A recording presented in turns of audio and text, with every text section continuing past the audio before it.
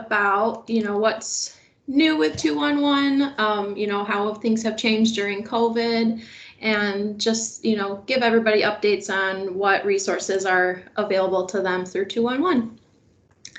And then we'll also, here's our,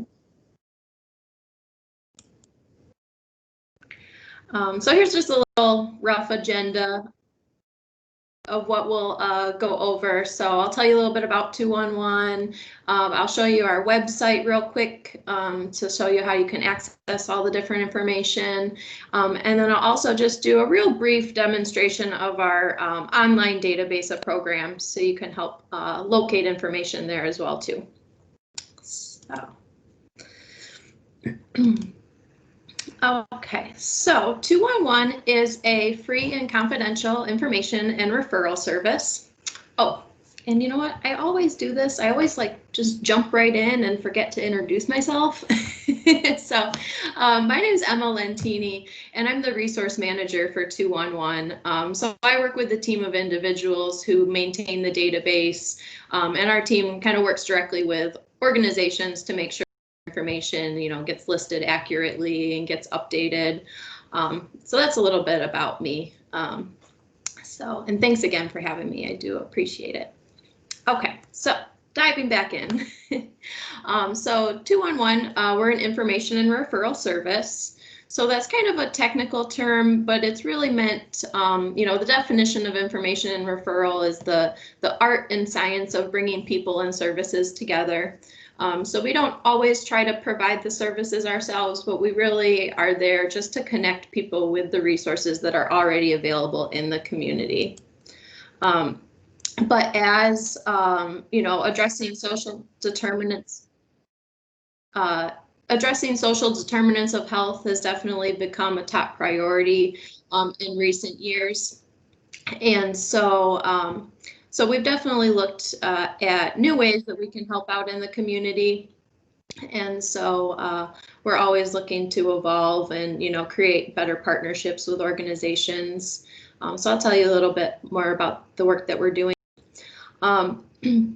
But we have trained community care advocates on the phones, and those are the people that really work to connect people with the different services, build that empathy and rapport and relationship with people in the community, and just let them know that, there's people out there that are, really trying to help, that really care about them and want to make sure that, they get the assistance that they're in need of. So, there are a few different ways that you can reach 211. We usually say that the best way to contact us is by phone, because I think that you really get the most meaningful interaction. But we're definitely flexible to meet, whatever needs that you have. And the reason that I say that, really speaking with an advocate, I think you get the best service is because they're trained to not only find resources for what you're primarily calling in for, but also kind of intuitively, see what other needs you might have. So, you might be looking for rental assistance, but through the course of their conversation, they found out that it's because, they lost their employment. So then they can also help connect them to different employment resources as well, too. And we also promote different seasonal programs as well that, might not be at the top of somebody's mind. Like, for example, holiday assistance. A lot of times they take their applications earlier in the season when people aren't even really thinking about the holidays yet. So it's helpful that, we can kind of prompt people, depending on what season it is. Or, we're also very involved in free tax prep. We partner with United Way of Washtenaw County to make sure that people know that, there's free resources out there for tax prep, so you don't have to waste your money paying a preparer to do it for you. But in addition to calling, we also get text messages. So you can text 898-211 and you can communicate back and forth with a community care advocate. Yeah. And then you can also, through our website, you can chat with a community care advocate. You can send us an email, or you can search our online database of programs and just, find the information that you want.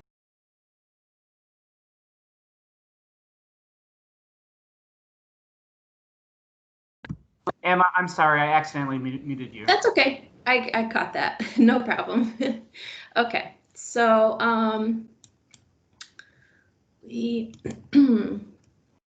so here's, what we're most commonly called for. So our top referrals are definitely utilities and housing and food. Those are our big three, which I'm sure is no surprise to you. But we also have a lot of information that, people might not expect that they can call us for. We have different information for employment, healthcare, mental health, education, childcare. So, it's pretty extensive, the amount of things that you can call 211 for. So, whenever people ask me, what can you call 211 for? I just usually say anything that's health and human service related, and, we'll at least try to help point you in the right direction. So during COVID-19, we've been pretty involved in some initiatives with the state of Michigan. So right now we are doing My Bridges navigation over the phone, so we can help people apply for benefits directly over the phone, but it's only if they have been exposed to COVID and if they don't have internet access in their home. But that's a good thing to keep in mind if you do find anybody that, needs to quarantine and apply for public benefits, we can help that way over the phone. We're also managing the information for all the testing sites. And so in addition to finding the testing site information on the state of Michigan's website, you can also locate testing site information in the 211 database. And the reason that we were approached is to maintain this information is because they found that the 211 database was able to capture a little bit more details than what the state website was able to. So we're able to get a little bit more detailed information, so that can be helpful as well too for people. And then just recently in October, the state has transitioned the COVID-19 hotline over to 211. Because when they initially set up the state COVID hotline, they didn't know how long-term that it would need to be maintained. And so now that, they're seeing that this is probably going to be a more longer-term need, they've transitioned it over to 211. So I think, you'll get the same experience, no matter who you're talking with. But I think it's helpful to know that, 211 can just kind of be a one-stop shop if, you need anything COVID related. We'll try our best to get you the information and resources that you need. And then all of our utility assistance is also virtual this year as well too. In previous years, we had walk-in locations, but those have all shut down. And so now we're providing everything virtual. So that's helpful too, because, in Washtenaw County, you wouldn't have to come in, to our office to get assistance. We could, help enroll you right over the phone. So I know the Salvation Army is still the single point of entry for utility services, but it's just good to know that, there's other options as well too, just in case, they had a backlog of applications and you could get through quicker, vice versa. So on our website, we have button there. This is just directly taken from our website. So it's just a visual to show you where you would go once you're on our website. You can click there to chat. You can click there. It'll take you right to our email, or this last one right here, searching the database, will take you to our online database of programs. And we also have our toll-free number listed on our website as well too. So if you ever hear that people are having a hard time dialing 211, it could be that their phone carrier hasn't enabled that 3-digit dialing. So we always make sure that our toll-free number is posted there so people can also access us that way too. And then our service provider tools. So this is what organizations might need if there are organizations that want to get listed in the database. We have our inclusion policy, and that just kind of guides our decisions on what we're able to include in the database. We also have a link where people can request 211 materials. So that would be like our index card. And then also we have larger posters as well too that you can display out at your agencies. And then you can request an application as well too, and that just has you fill out some preliminary information about your organization, just so we can look to see if it's already included, or you know, just make sure that you know, it's that you would meet our criteria before having you fill everything out. And then the last option there is just to send the resource team an email. So if you have any questions, or if you're having trouble getting your information updated, you can send us an email right there as well too. All right, so I'll pause for questions. And then I'll just pull up the website real quick just to show you how to get to the online database. If anyone has a question, feel free to unmute yourself to ask Emma. And actually, I have a question.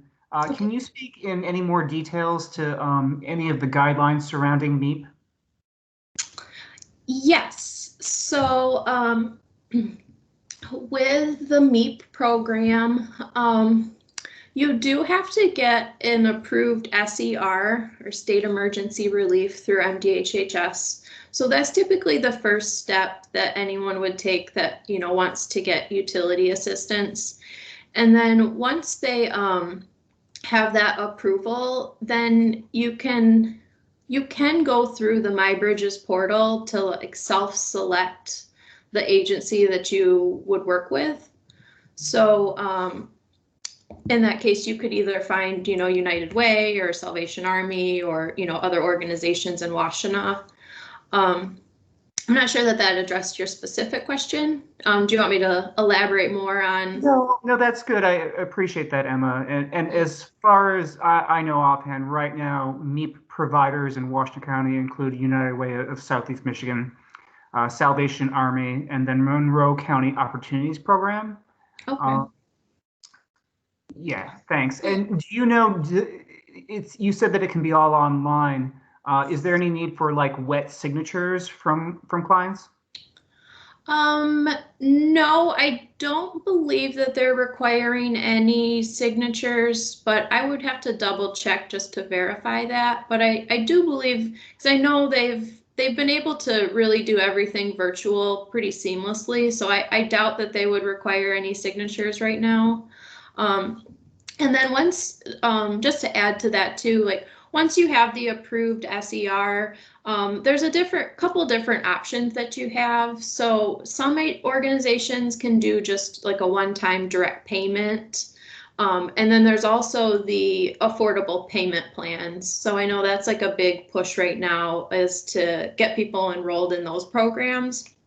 So that would be like the LSP program or the consumer care program. And so, and sometimes, it really just depends on the status of the funding. Sometimes people are able to get both, like a one-time payment and get put on an affordable payment plan. It kind of just depends on the amount of assistance that they've received, like what time of year it is. But we all have our United Way has care coordinators that, answer the phone line. So they can really answer, specific, more detailed questions too. So they're always available as well too. And we have a page right on our website too. Here, I'll share this.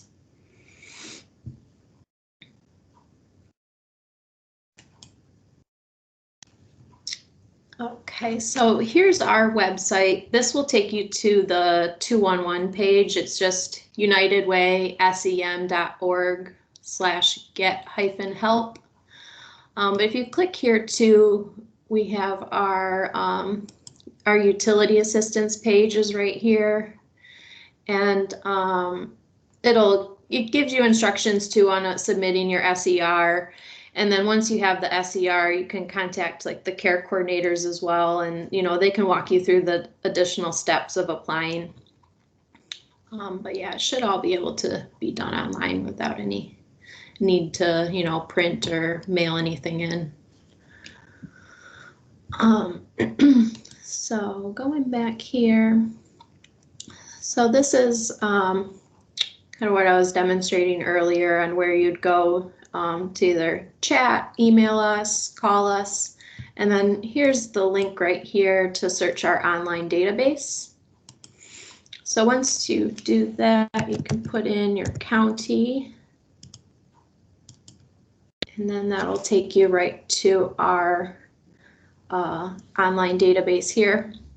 So when you get to this page, there's two different ways that you can search. Usually you'd first start by, you know, entering your zip code in that you want to search. So let's do a Washtenaw County zip code there. And then we have, this is our category search. And so this is helpful if, you know, you might not know exactly the resource that you're looking for, but you kind of want to browse and just see what's available. This kind of helps guide you to the right areas.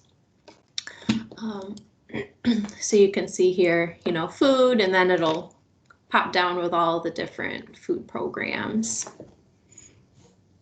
And and then the other thing too that I want to point out is this category search right here will show you all of the different services that's in our database, both related to COVID and not related to COVID. But if you click right here in this red box, it'll take you to the COVID specific resources that we have listed in the database. So if you're only looking for something, you know, directly tied to COVID, like, you know, the testing sites, this will have a list of everything that's just specific to COVID. So we have, you know, different like testing sites, we have face mask information, you know, things of that nature. And then we also have like, you know, telehealth appointments, things like that, that, you know, are helpful right now during the current time. And then if you go back here, we also have like a keyword search down at the bottom. So this is helpful if you know like specifically what you're looking for. You know, you could type in like rent. If you just type in rent, you know, it'll intuitively pick the right key term that we use. And so rent payment assistance, you can search, and that'll, you know, take you specifically to the directly to the resource that you're looking for. And this match list that it produces will just show you everything that gets populated from the criteria that you entered in. And then it lists them in proximity to the zip code that you listed. And so this will just give you like a brief information on each organization. And then if you click on the view more information, then it'll drop down and it'll give you further details for, you know, exactly how you would access this service. And then you also can see the other services that are available at this location. And the other nice thing too is you can email or you can text this information right to someone's phone or computer. So if you're, you know, working with a client or what have you, you can send the information right to them. So you don't necessarily have to write everything down for them. So I'll pause here for any questions.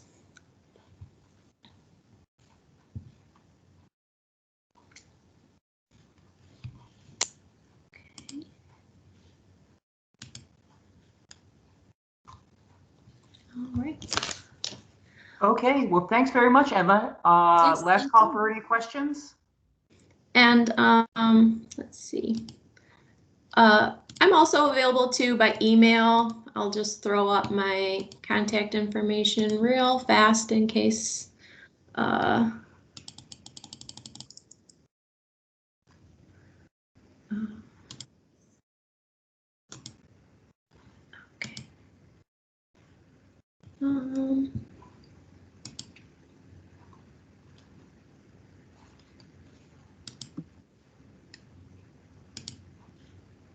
Okay, there's my contact information too. So if anybody wants to reach me directly, I'm more than happy to help with whatever you need.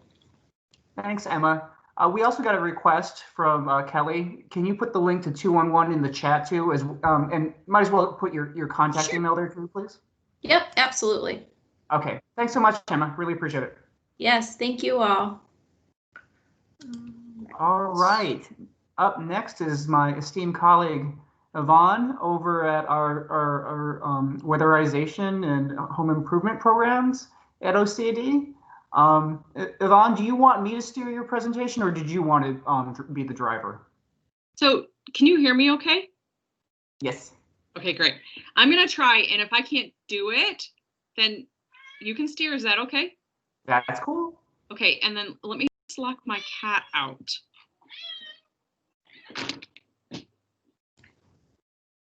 I was shocked that my cat stayed quiet that whole time.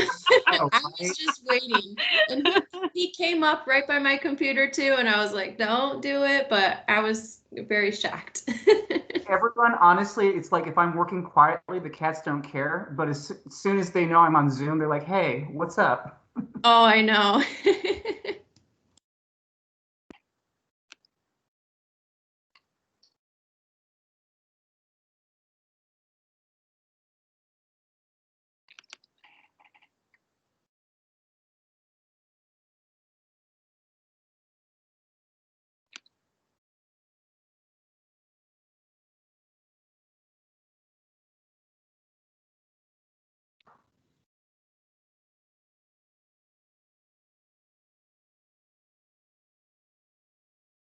Can you guys see it?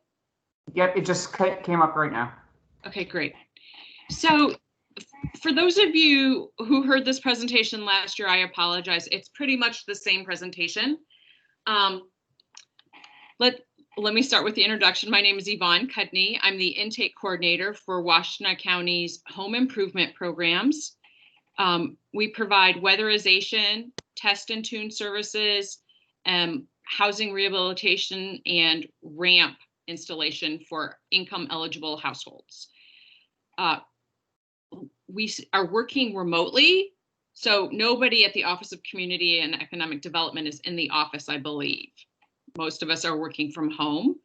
Our contractors who perform all of our services are still working. We're still going into households and fixing furnaces and water heaters.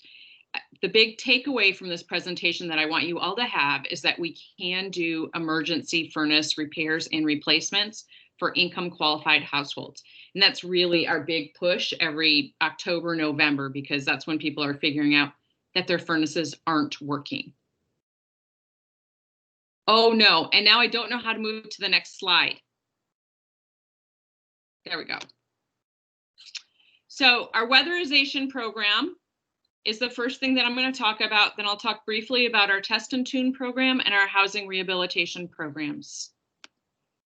The weatherization assistance program is funded by the state of Michigan. We work to make people's homes more comfortable and energy efficient, as well as more healthy for the person who lives there.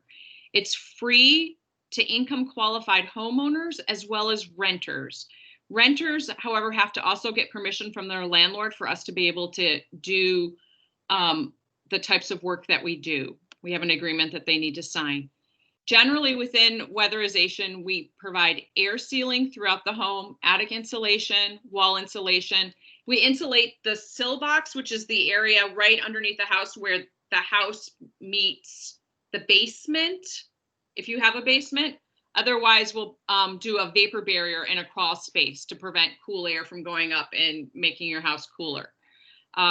We do refrigerator replacements, Often we will replace furnaces and water heaters too within weatherization. And then we also do the ventilation to keep air flowing throughout the house so that mold doesn't develop, dust doesn't develop, and people develop health, breathing and health conditions as a result of not having good air movement. Also, good air movement helps your furnace operate more efficiently. For the weatherization program, our income limits are 200% of the federal poverty level. So I posted our current income guidelines. They change yearly. We can insulate condos as well as single family homes. Occasionally we will do a mobile home. They can be a little bit difficult and tricky for us to do based on the savings to investment ratio that we have to meet for the state guidelines. But occasionally we will do a mobile home also. Like I said, renters have to obtain landlord approval before we can help them. Our Test and Tune program is the program that's really set up to do emergency furnace repairs and replacements. If we get a person's income as well as their DTE account number, we can often get out there within a week, sometimes within a couple of days, to repair or replace a furnace. We can also replace refrigerators. I think that goes back to, I think the cutoff date might be around 2015 for that. So refrigerators that are from before that date, we can replace. The income guidelines for this program are a little bit higher. They're actually a lot higher. Oh, apparently I'm not going to talk about that quite yet. They're the same as the housing rehab program. The housing rehab program can do emergency furnace replacements as well as the Test and Tune program. It can also do emergency water heater replacements and roof replacements, as well as sewer line repairs. I should say that we currently have a wait list for roof replacements. We anticipate that the roof wait list will reopen in 2021, but it's currently closed. We have an accessibility ramp program that's also available through our housing rehab program, and that does not have a wait list. You just have to go to the Office of Community and Economic Development's website, type in accessibility ramp program, and there's a Google form where people can add their name to have their name added to the wait list.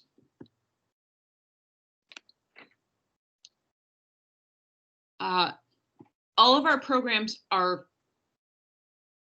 our emergency replacement programs are free. So is the Test and Tune program. Repairs and replacements under $5,000 are a grant. Larger projects, boilers, for instance, that sometimes go over $5,000, but are also things that we can repair.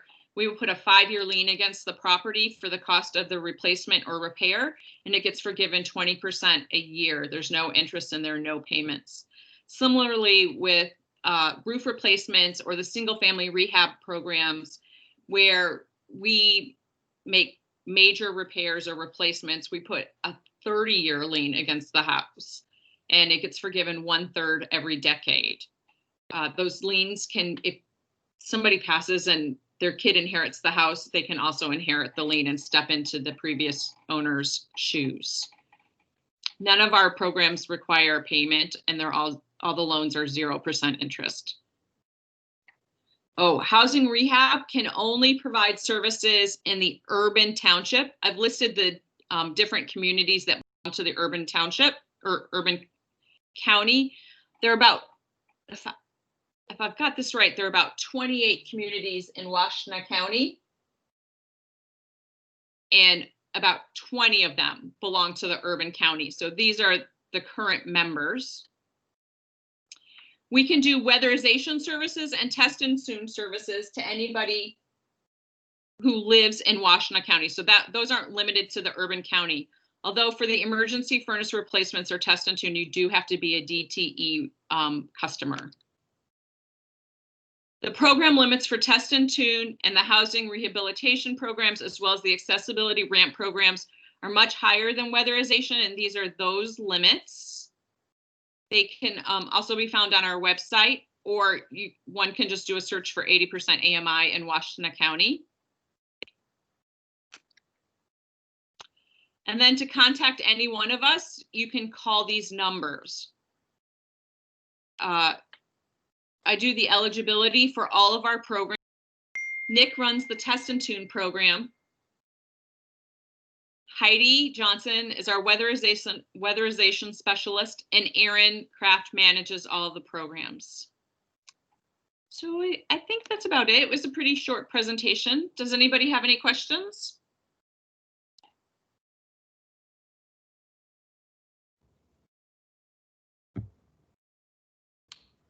All right. Well, thanks so much, Yvonne. Thank you, Moon. Up next, we've got Aaron over at the Sheriff's Office, who's going to be talking about their rebooted reentry program.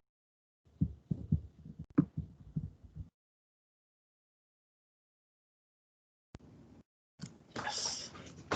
Took a while to come off mute. Hello, everyone. All right. So I'm used to doing this with 2 monitors. Let's see if I can do it with 2 computers. All right. One moment, please. Let's see how this works. Okay.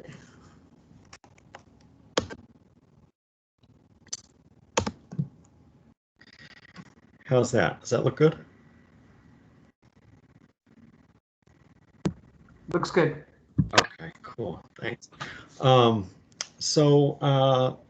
everyone. Thank you so much for being here today and for giving us a chance to be able to present this program. We're really excited about it. And it represents kind of the next phase of the work that the Sheriff's Office has been doing in terms of creating a better, doing what we can to promote more successful outcomes for the people who touch the jail. So, you know, in a nutshell, what I'm going to do is I'm going to present some of the history of where we got, but I will say from the beginning that I'm here today to present really what is what I've come to learn is a very unique program in the country. So we have a projected start date of January of 21 for a reentry initiative. It's funded 50-50 through a Second Chance Act grant and the public health and safety millage. And really what this is going to end up looking like is intensive case management and a housing program, subsidy program for people who are housing insecure or homeless, who are going through the jail, which is, as I've connected with other jurisdictions around the country, something quite unique. And so we're really excited about it because we've got some great partners in the county. And we are, you know, I was looking for more folks to be able to partner with to promote outcomes for our people to increase the stability of the community. So without further ado, some of the history here, this is these were numbers that were pulled back in 2013, but they've remained pretty consistent. So there are about almost 8,000 bookings that happen at the jail every year among about 3,400 unique individuals. So what we've got is we've got a lot of people touching the jail, and some folks many more than one time a year.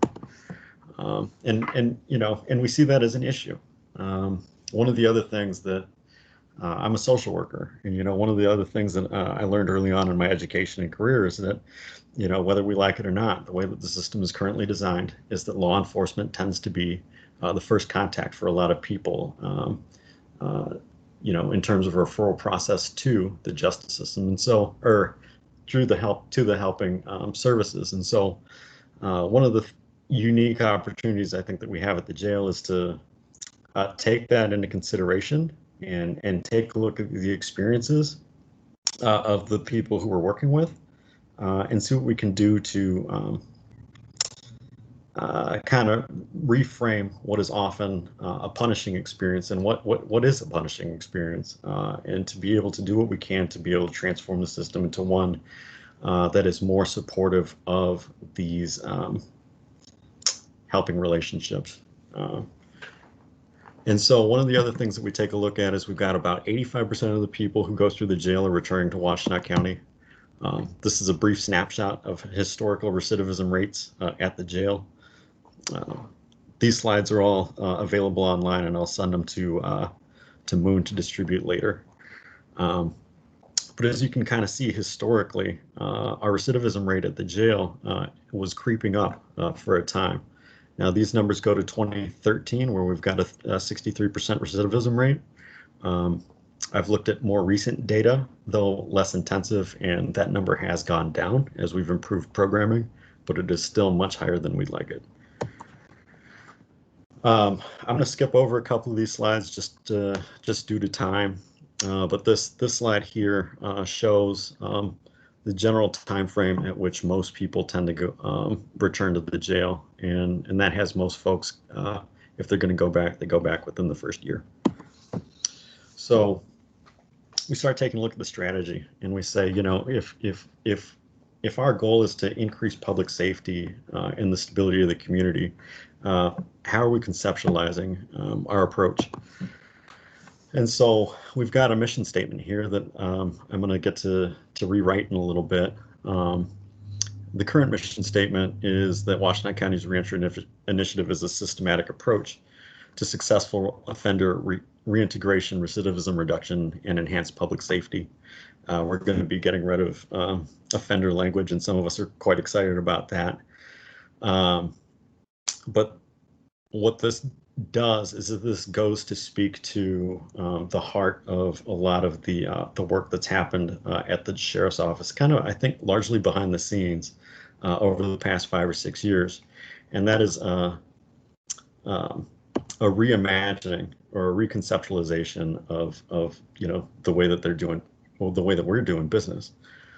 And that's to say, you know, if we take a look at the basic, what we call the pillars of recidivism or success,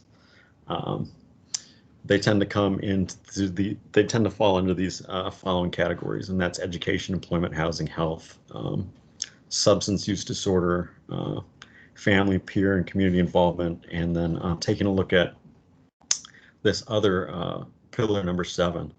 So one of the other things that we can acknowledge is that we can provide a great education, employment opportunities, housing, health, treatment, and all these other things. But when you get down to number 7, this idea of criminal behavior and recidivism, there's often,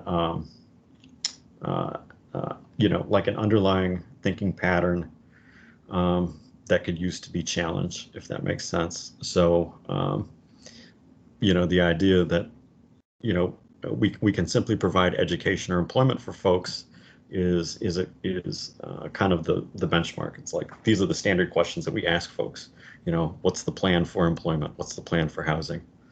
You know, but if people are going to continue to engage with the world or other folks in a certain kind of way that might be antisocial, or continuing to, I guess, reinforce thought patterns and patterns of behavior that tend to result in negative consequences, and then at the end of the day, we're also helping to set people up for failure. And so we're intentionally looking at different ways that we can engage each of these pillars. I'm going to skip over this.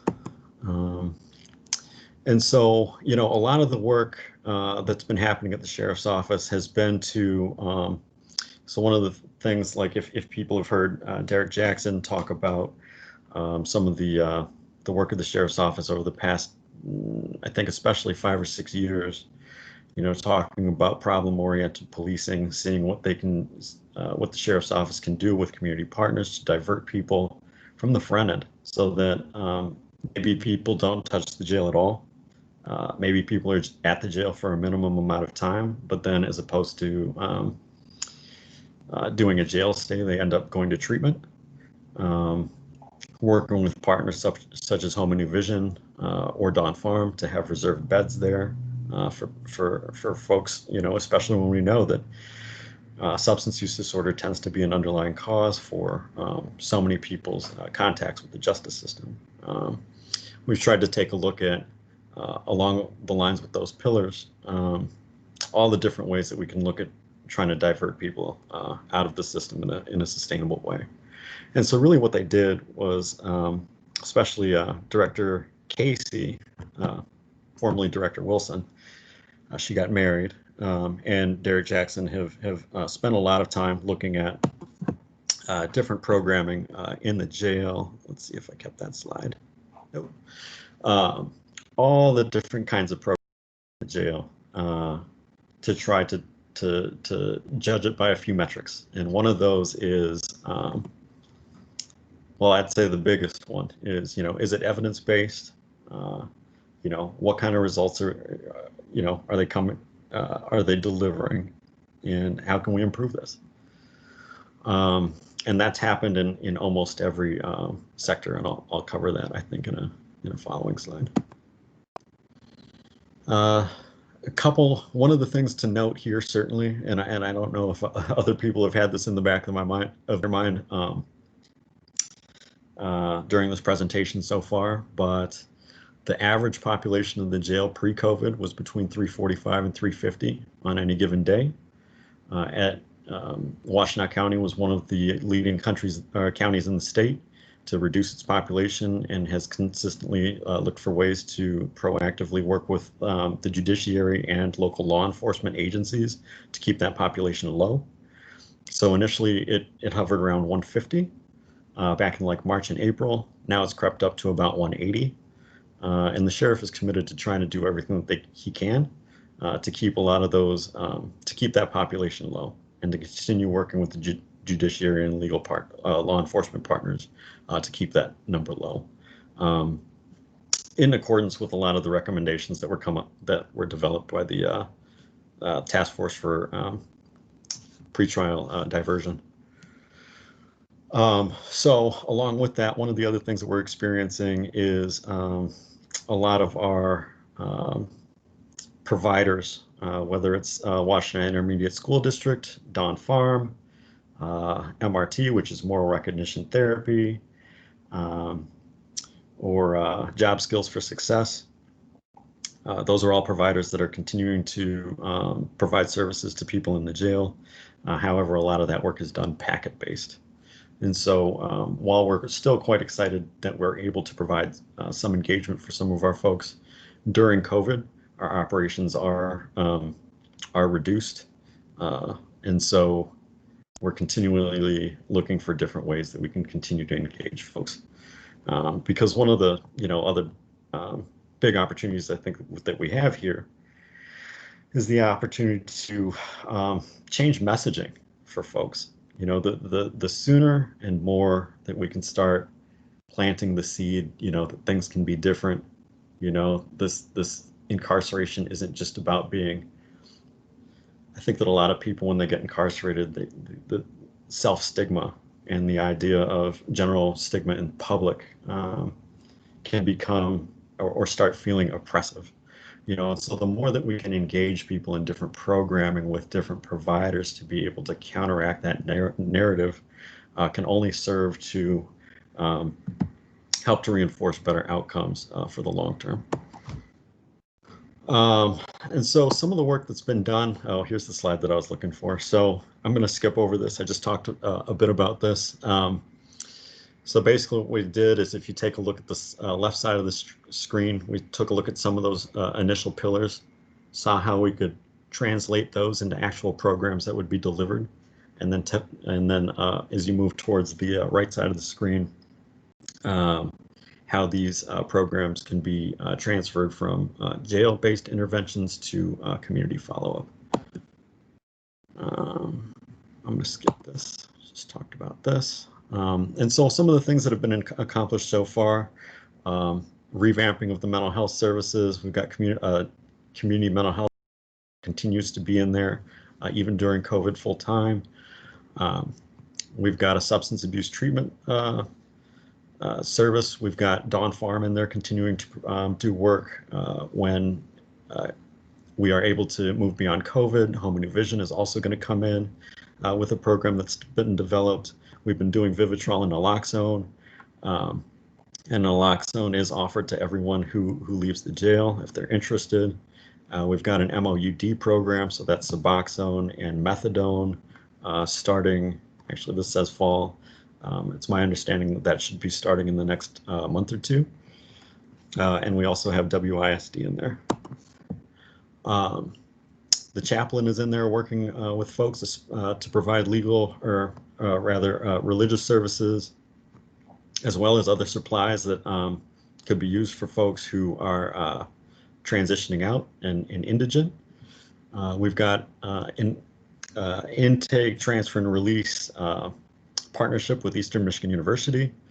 They meet with and follow up with people who are in the jail for only a short time. Am I running out of time, Lou? Okay. Uh-oh. And then we've also been working with MRT to provide some of that CBT programming to counteract some of those thinking challenges that I was mentioning earlier. One of the other things that we're particularly excited about is our street outreach team. These are people who generally have deep roots in the communities. A lot of them are formerly incarcerated. They're people who are hired by the sheriff's office to start engaging with people while they're incarcerated and to continue to engage with folks after their release. So, there's more. So we've also got we're working with Job Skills for Success to provide jail and community-based services. We've started a reentry team, so all of our core providers meet every other week to discuss everybody on our booking and reentry lists.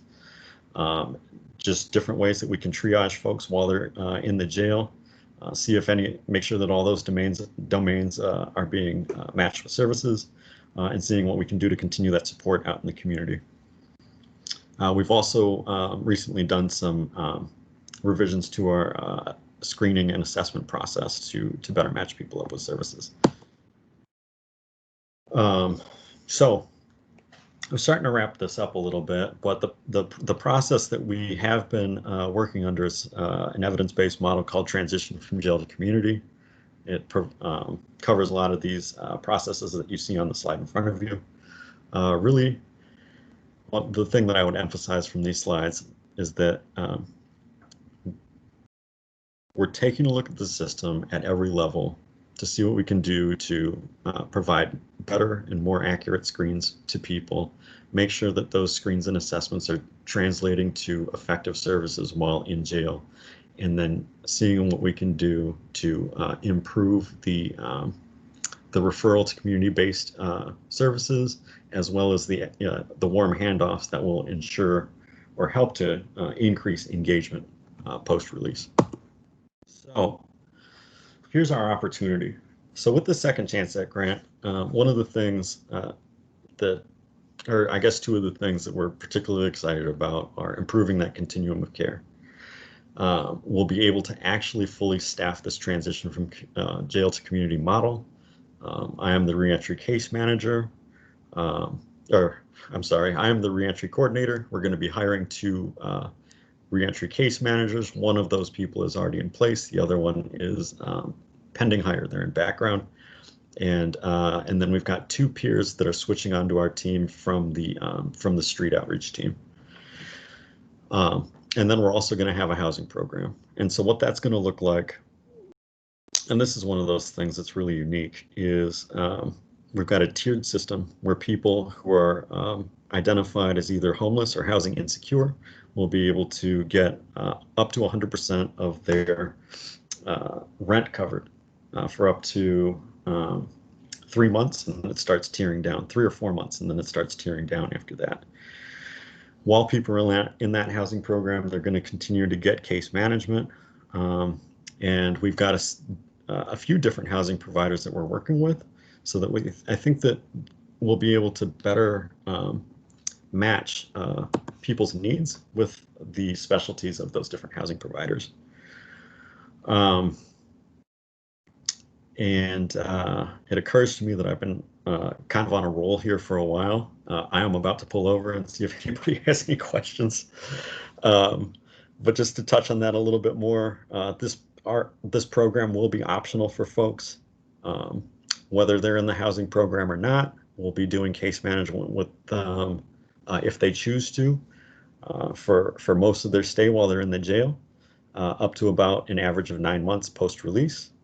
We're also going to be contracting with an occupational therapist who's developing some different skill building programs for people while they are incarcerated, as well as post-release.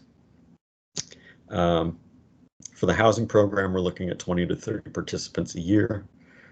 For the whole program, we're looking at serving approximately 150 people over the course.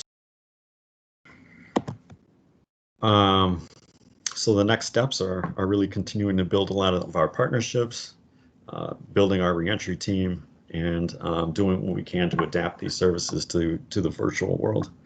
COVID has really set, I think, a lot of our services back across the board, not just the sheriff's office, but everybody, but I think that one of the things that I heard early on, and I think continue to see, is a big opportunity here. What I've seen is the community and service providers really rallying to see, okay, what can we do to better support our people in this time, but also, take this kind of rollback of capacity to take a look at what we've been doing and see what we can do better.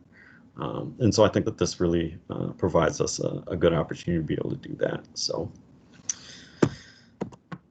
does anybody have any questions? Thanks, Aaron. This is a really great and innovative program. I'm curious, when folks are coming back into the community, is there any partnerships with like financial capability or financial coaching agencies? That's a great question. This might be a big secret.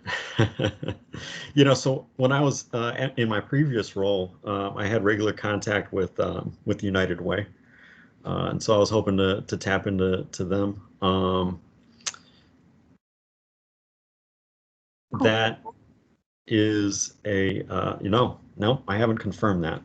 That's one of these things where there's been so much stuff kind of behind the scenes that's one of the things that I'm working on. It's one of the things that I've started to talk to I've started to talk curriculum with the person who's going to be developing that. And so I'm glad that you just highlighted that, because that's going to be big. That's great. Thank you.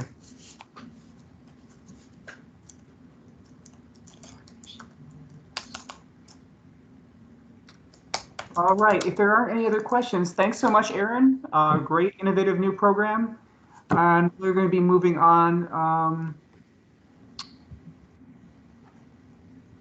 with the Housing Access of Washington County update. I saw that Kara was in the room. I'm here. Can you hear me? Yep. Okay, good. Hey, everyone. Hope everybody's doing well. I don't have any significant updates. We still have eviction diversion program funding, and we will have that through December.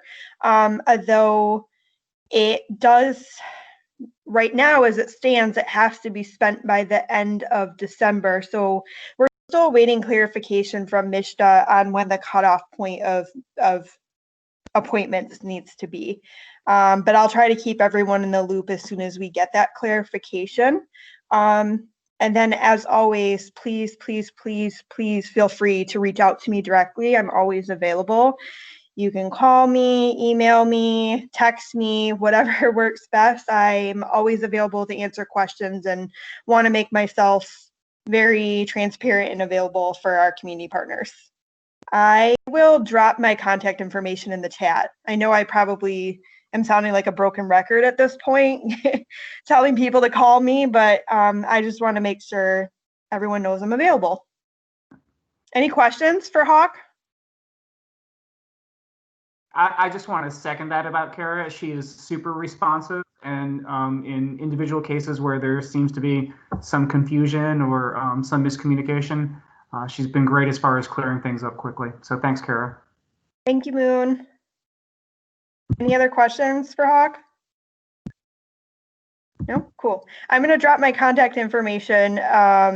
Oh, someone just asked a question. Is an actual eviction notice required, or is a back ledger acceptable? So this program, eviction diversion, does require us at minimum to have a 7-day notice, which is the very first notice in the eviction process. It's before they go to court. So we recommend that as soon as clients get that 7-day notice, that they give our intake line a call, and then we can get them scheduled for an appointment from there. Any other questions? No? Awesome. Okay, I will drop my contact information in the chat. Please feel free to reach out to me if you guys think of anything later. Thanks, Kara. Thank you.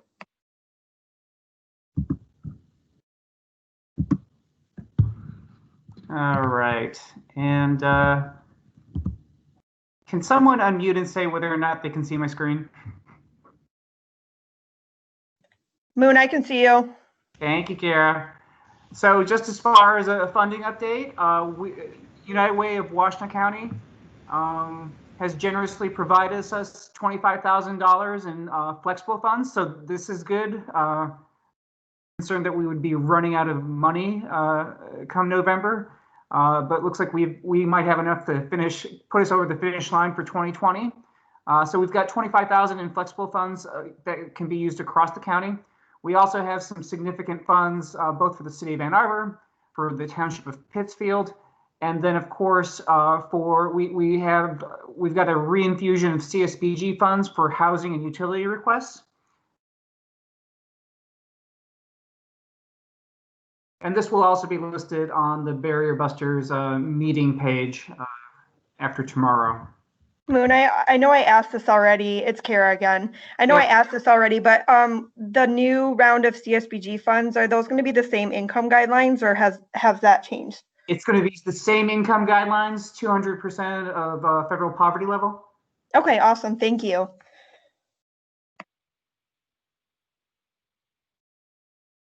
Okay, are there any other questions in regards to Barrier Busters funding? Great. Well, thanks everybody for attending. Y'all have a good day and a good week. Try to enjoy the sunshine that we've got going on for us. And hopefully we'll see you again next month for our December meeting, which will be held on the 3rd Wednesday, not the 4th, because the 4th Wednesday is 2 days before Christmas. The Wednesday, December 16th at 1 p.m. Everyone have a good day. Bye. Thank you you. too. Bye, everyone.